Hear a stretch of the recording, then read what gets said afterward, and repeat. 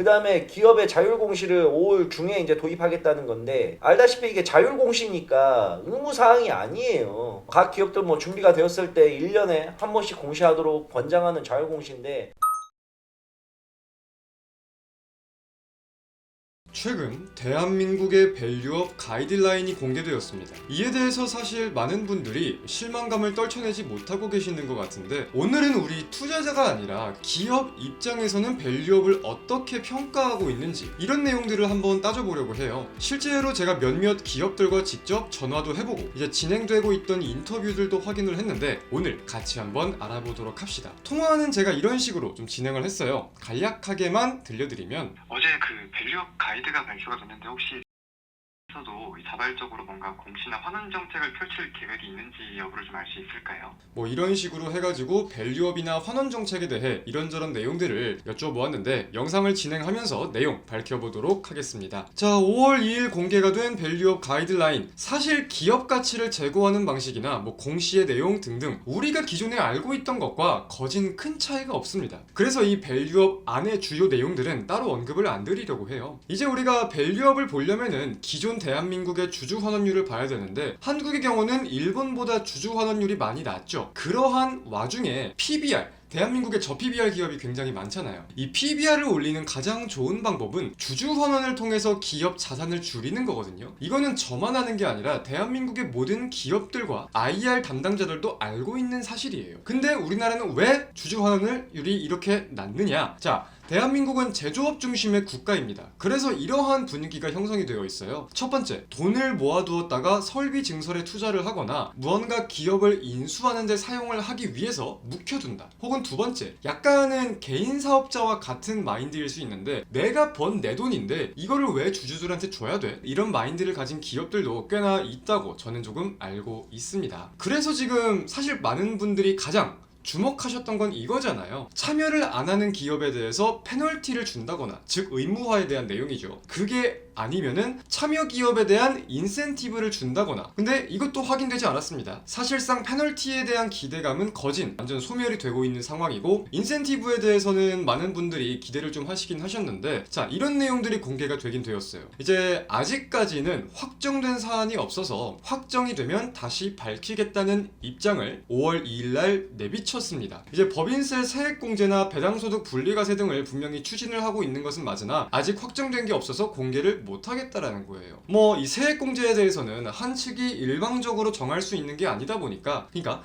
국회의 동의를 거쳐야 되니까 당장 짧은 기간에 시행되기에는 조금 어려울 수 있지 않을까. 개인적으로는 이런 소견도 함께 덧붙일 수 있을 것 같고요. 자, 그렇다면은 우리 개인 투자자분들은 어디에 집중을 하고 있어야 하느냐? 결국은 밸류업 안의 내용이겠죠. 기업들의 기재사항에 주목을 하고 투자 가치를 찾는 게 중요하겠습니다. 너무나도 뻔한 얘기겠지만 기업의 현황 진단, 목표와 그에 따른 계획, 이행 등을 볼 수 있다는 이 이점, 장점이죠. 이로 인해서 국내 투자자가 증가할 것이라는 설명도 있었다 보니까 일단은 밸류업 안의 내용들에 대해서 기업들의 공시를 분명 확인해 볼 필요는 있겠습니다. 별도의 발표 내용으로는 업종별로 PBR과 같은 이 지표를 비교할 수 있는 사이트를 곧 개설할 예정이라고 해요. 저는 개인적으로 이거는 좀 궁금하긴 하더라고요. 만약에 공개가 된다면 또 어떻게 사용하는 게 현명할지 제가 한번 말씀을 드려보도록 하겠습니다. 자, 그렇다면 과연 기업들의 밸류업에 대한 반응은 어떨까? 물론 전화를 돌리고 돌려서 받지 않은 것도 정말 많았습니다. 뭐 반대로 친절하게 긍정적으로 검토를 하고 있다는 기업은 사실 제가 거진 듣지 못하긴 했어요. 무난하게 가장 많은 반응을 보였던 거는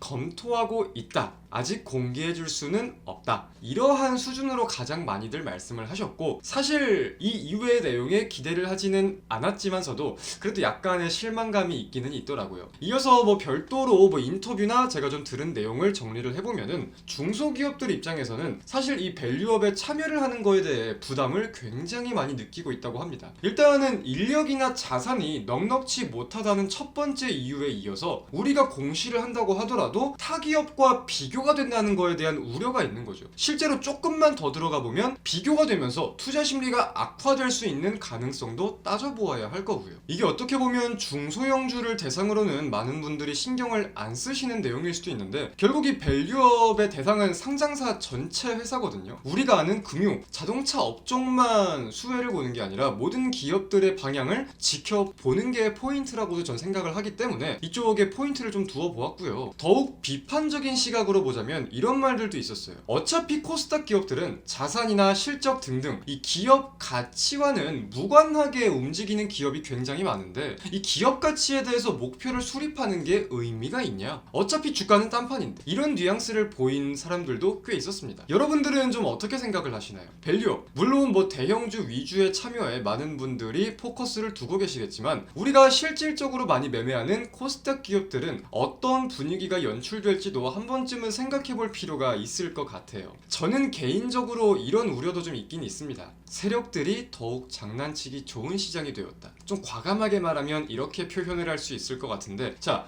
결국 주가를 띄우는 건 돈입니다. 매수세가 몰리면서 주가가 상승하는 구조인 거예요. 그리고 세력들은 이 많은 돈을 쓰면서 주가를 띄울 명분이 필요한 거죠. 뉴스를 띄우거나 무언가가 공시를 하거나. 그래서 우리가 이 내용들을 연관지어 보면 어느 특정 기업이 굉장한 목표를 세우고 이에 대한 기대감을 상승 동력으로 두면서 세력의 작전을 펼칠 가능성, 그리고 누군가는 작전에 당할 가능성, 이에 대해서 일부 기업들은 정말 투자 가치가 아닌 투기성 매매만 하게 된다거나, 이런 분위기가 확산되면은 시장에 대해서도 안 좋은 시선이 늘어날 수 있다거나 하는 우려도 한 번쯤은 따져볼 필요가 있겠습니다. 오늘은 이런 식으로 밸류업의 이면에 대해서 현재 기업들이 바라보고 있는 밸류업 어떨지, 그리고 어떤 리스크가 있을지 함께 한번 살펴보았습니다. 개인적인 견해가 다소 포함되어 있을 수 있지만, 아, 이 사람은 이렇게 생각을 하는구나, 이런 정보도 있구나 라는 관점의 영상으로 인지를 하시면서 여러분들도 각자 생각을 해보시길 바라고요. 언제나 오늘처럼 그리고 어제처럼 우리 개인 투자자분들을 위해 노력하는 이호수가 되겠습니다. 감사합니다.